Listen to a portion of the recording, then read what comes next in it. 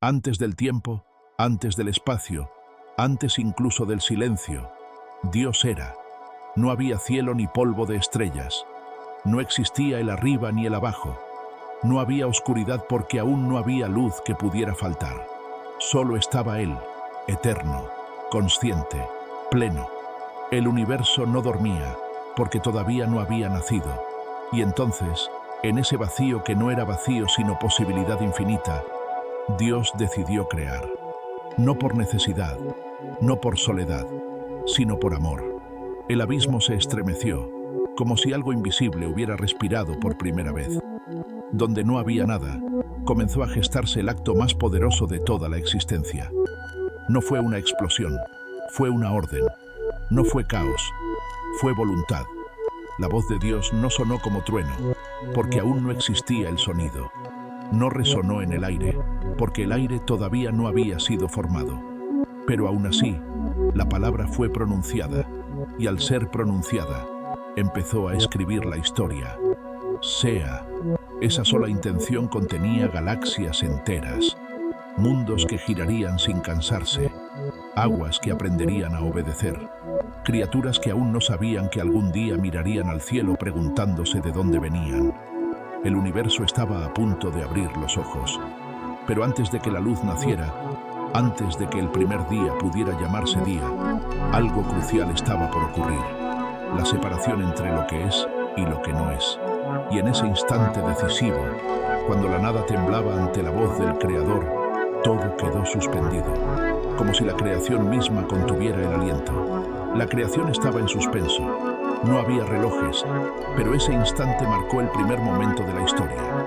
Entonces, la palabra, eterna, viva, imposible de detener, fue liberada. Sea la luz. Y la luz fue. No nació tímida ni débil. Irrumpió con autoridad, atravesando la oscuridad como un río de fuego puro. No necesitó permiso ni explicación, simplemente obedeció. La luz no discutió con Dios, lo reconoció. Por primera vez, algo pudo ser visto, aunque todavía no existían ojos. La luz reveló lo que hasta entonces había sido informe y vacío, no porque iluminara cosas, sino porque dio sentido. Con ella llegó el orden. Con ella nació la diferencia. Dios miró la luz y no solo la vio, la llamó buena. Entonces ocurrió la primera gran separación. Dios dividió la luz de la oscuridad. No las destruyó, no las confundió, las puso en su lugar. A la luz la llamó día, a la oscuridad noche. Así nació el ritmo, así comenzó el tiempo, y hubo tarde, y hubo mañana. El primer día. Pero la creación no estaba completa. La luz había encendido el escenario, pero el universo aún no tenía forma. Todo seguía cubierto por aguas profundas, como un océano sin orillas, sin cielo que lo cubriera, ni tierra que lo sostuviera. Entonces Dios volvió a hablar, porque el Creador no solo trae luz, también levanta los cielos, y mientras las aguas se agitaban esperando una nueva orden, algo majestuoso estaba a punto de suceder.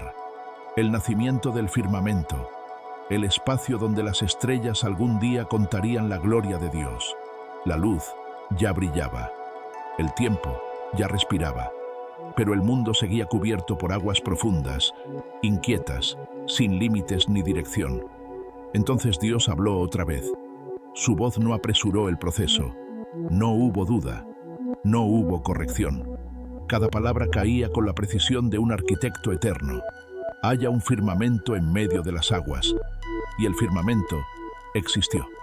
Las aguas comenzaron a separarse, obedeciendo una fuerza que no podían ver, pero sí reconocer.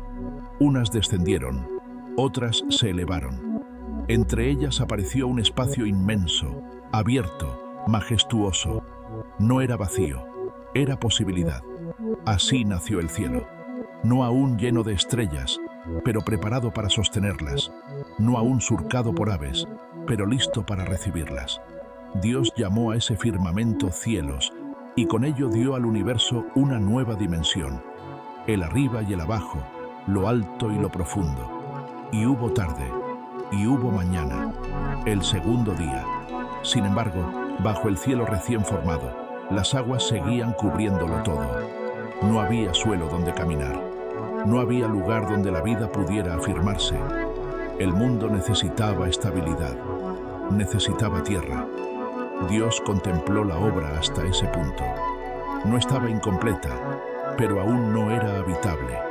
Entonces, con la misma autoridad que había creado la luz y extendido los cielos, el Creador se dispuso a revelar lo que estaba oculto bajo las aguas. La tierra, silenciosa, aguardaba su turno. Bajo el cielo extendido, las aguas cubrían todo como un manto antiguo. No había caminos, ni montañas, ni huellas, pero la tierra ya estaba allí, esperando ser llamada por su nombre. Entonces, Dios habló: «Júntense las aguas que están debajo del cielo en un solo lugar, y descúbrase lo seco». Y las aguas obedecieron. Se retiraron como ejércitos vencidos, corriendo hacia sus límites. Donde antes solo había profundidad, comenzó a emerger lo firme. La tierra apareció lentamente, como si despertara de un sueño eterno. Dios llamó a lo seco tierra, y a la reunión de las aguas, mares. Y Dios vio que era bueno. Pero la tierra no debía ser solo firme, debía ser viva. Entonces, sin demora, Dios volvió a hablar. Y esta vez la orden fue un susurro cargado de promesa: «Produzca la tierra vegetación». Y la tierra respondió. Brotaron hierbas tiernas, plantas que daban semilla, árboles que levantaron sus ramas hacia el cielo aún joven, cada uno según su especie. No hubo error ni confusión. La vida vegetal nació completa, perfecta, suficiente desde el primer instante. El mundo, por primera vez, tenía color, verde sobre marrón, raíces abrazando el suelo, semillas guardando futuros invisibles. La creación ya no solo existía, florecía. Y hubo tarde, y hubo mañana, el tercer día. Pero aún faltaba algo esencial. El tiempo ya corría, pero necesitaba señales. El cielo estaba listo, pero aún estaba vacío.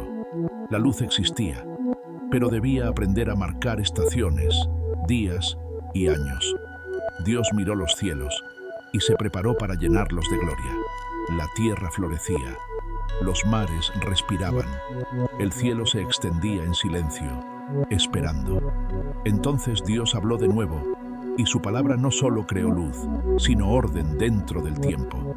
Haya lumbreras en el firmamento de los cielos para separar el día de la noche. Y las luces fueron colocadas. El sol nació con autoridad, gobernando el día, derramando calor y vida sobre la tierra recién formada. La luna apareció serena, reflejando una luz que no le pertenecía, marcando los ritmos de la noche, y junto a ellas, Dios sembró los cielos con estrellas incontables, cada una en su sitio, cada una conocida por su nombre. No eran adornos, eran señales. Con ellas llegaron las estaciones, los ciclos, los años. El tiempo dejó de ser abstracto y se volvió medible, constante, fiel. La creación ahora podía contar su historia. Dios contempló las luces en el cielo y vio que era bueno. Y hubo tarde, y hubo mañana, el cuarto día. Pero aunque la tierra estaba viva y el cielo resplandecía, aún reinaba un silencio profundo. No había voces, no había movimiento consciente. Nada nadaba en los mares, ni surcaba los cielos. El mundo estaba preparado, pero aún no estaba habitado. Entonces Dios decidió llenar lo que había formado. Las aguas y los cielos no quedarían vacíos por más tiempo. La vida estaba a punto de aprender a moverse. El sol se alzaba, la luna vigilaba, las estrellas observaban en silencio, pero los mares aún estaban quietos, los cielos inmóviles. Entonces Dios habló con una intención nueva, distinta. Esta vez no solo ordenó forma o luz, ordenó vida. Produzcan las aguas seres vivientes, y los mares despertaron. De las profundidades surgieron criaturas de todo tamaño y forma, peces que aprendieron a nadar, criaturas que jamás verían la superficie, seres majestuosos que se movían como reyes en el abismo. La vida llenó el agua con movimiento, ritmo y misterio. Luego Dios volvió su mirada al cielo. Vuelen las aves sobre la tierra, en la abierta expansión de los cielos. Y el cielo se llenó de alas. Aves pequeñas y frágiles, otras grandes y poderosas, todas elevándose por primera vez, cortando el aire que había sido preparado para ellas desde el segundo día. El cielo ya no estaba vacío, cantaba. Dios bendijo a los seres vivientes por primera vez y les dijo que se multiplicaran, que llenaran los mares y los cielos. La vida no sería escasa, sería abundante, y Dios vio que era bueno. Y hubo tarde, y hubo mañana, el quinto día, pero aún faltaba el último escenario por llenar. La tierra firme, cubierta de plantas, esperaba pisadas, esperaba voces, esperaba criaturas que caminaran, corrieran y descansaran bajo los árboles. Y, más aún, faltaba algo que reflejara al Creador mismo.